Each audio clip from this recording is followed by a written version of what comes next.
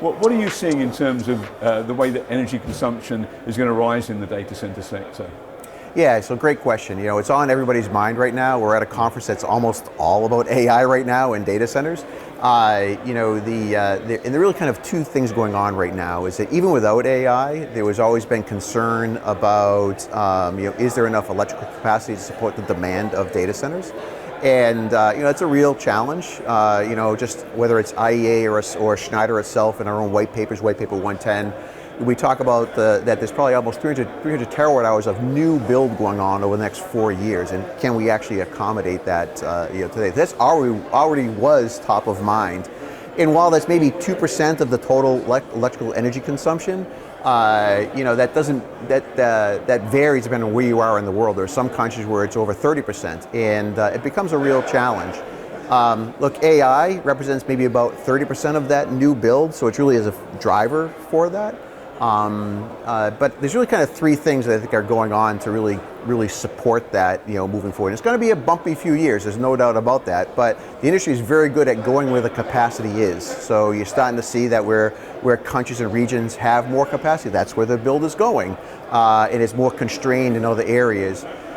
There's really three things that are going on to mitigate that across the industry. The first is that everyone is trying to understand how to make existing stock as efficient as possible. The number one thing is that there's underutilized capacity that that really has the opportunity to kind of really meet some of the near-term demands. And that's not just infrastructure efficiency, it's the efficiency of compute. AI has one of the interesting areas that can be very high workload intensive, so the utilization of that workspace becomes very, very strong. That's one thing that's going on. The second thing that's going on in more new builds is the use of energy storage.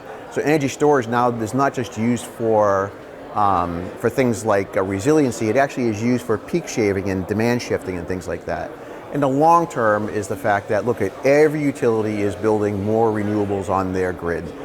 If not just for data centers, they certainly are building it for the electrification of EV markets for sure. So in the long run, these will tend to normalize about.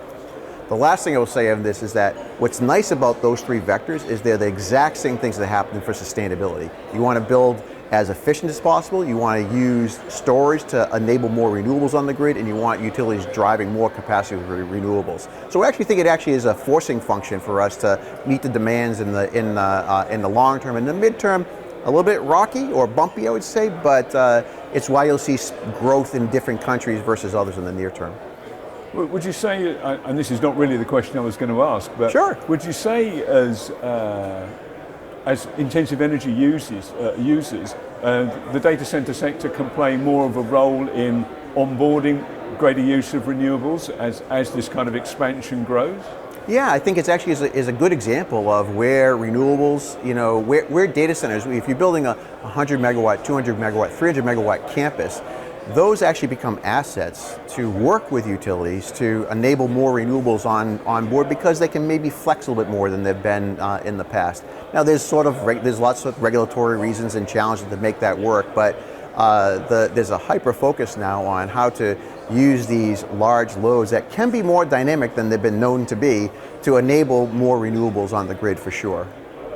And I guess I think you're kind of indicating that maybe a lot of this AI-driven growth is going to end up being located in territories where they're, if you like, rich in power, or maybe not so rich in terms of population or competition for that power.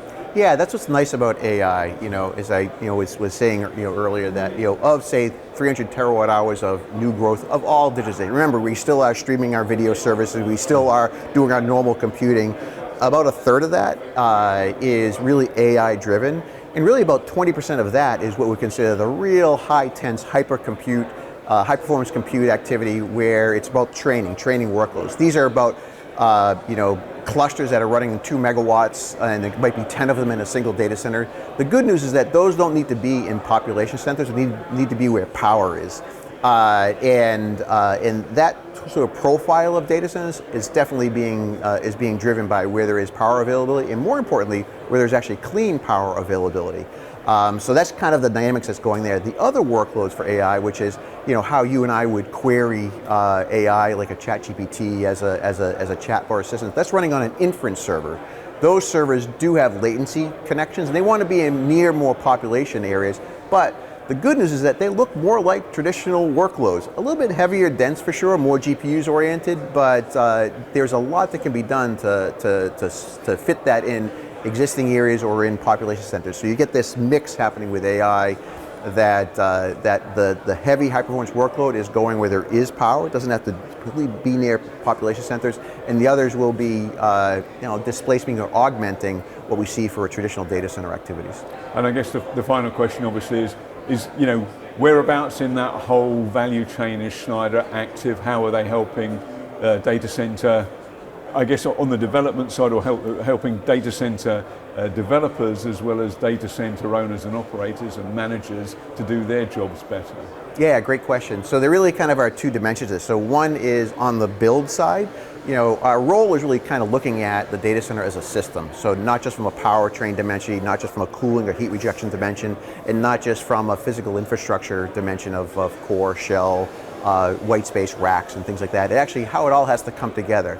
Especially focused right now, the new world is coming on these training data centers where you're trying to take what used to be a 3 megawatt data hall is now 10 megawatts, and you're trying to put maybe 2 high performance clusters in there. You have to kind of rethink architectures right from the use of more medium voltage to reduce cable sizes. There will be a lot of liquid cooling. Those will be primarily liquid cooled systems, but the idea is that that has to get to the outside as well. You want to make sure that your chiller plant systems are well optimized for the higher water temperatures in in those environments. And also control is critical because they're running at such high dense workloads that you have to make sure that any glitches in operation can be found quickly and mitigated as fast as possible, because you don't have a lot of time until things can go bad really fast. So that's a new design area, and that's where Schneider is really working on the forefront to not just on one domain, but how those come together to support those classes of data centers. The other part of the data center build environment is really about how to get more out of what we would consider traditional data centers. We've been talking for decades, since 2010, on 20 kilowatt per rack data centers. We know how to build those. Schneider and the world is to build those very efficiently and effectively. We just have to do a better job standardizing, rolling out some new technologies to make sure that we can do this as dense as possible and as efficient as possible. And that really is kind of the way home for the rest of the data center side. On the operations side, it's actually also important because the use of AI to become more efficient and effective in operating and maintaining data centers is becoming more and more critical. We have a human numbers problem. There simply is just not enough people on the planet in the sector to support and maintain these ever complex data centers, which is driving the need for more digitization, which we've been on that track for a while. But with that, we can actually use AI to augment how we operate data centers. So maybe it doesn't take 20 years of a veteran working a data center. They actually can work offline in an AI model, a digital twin, if you will, to simulate before trying to really kind of accelerate that learning curve so we're more prepared to operate these data centers. In addition to using AI to help guide us. It's well done on the IT side for sure.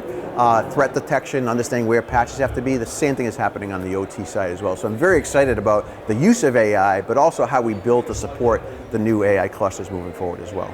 Brilliant, Jim. Thanks very much. Great.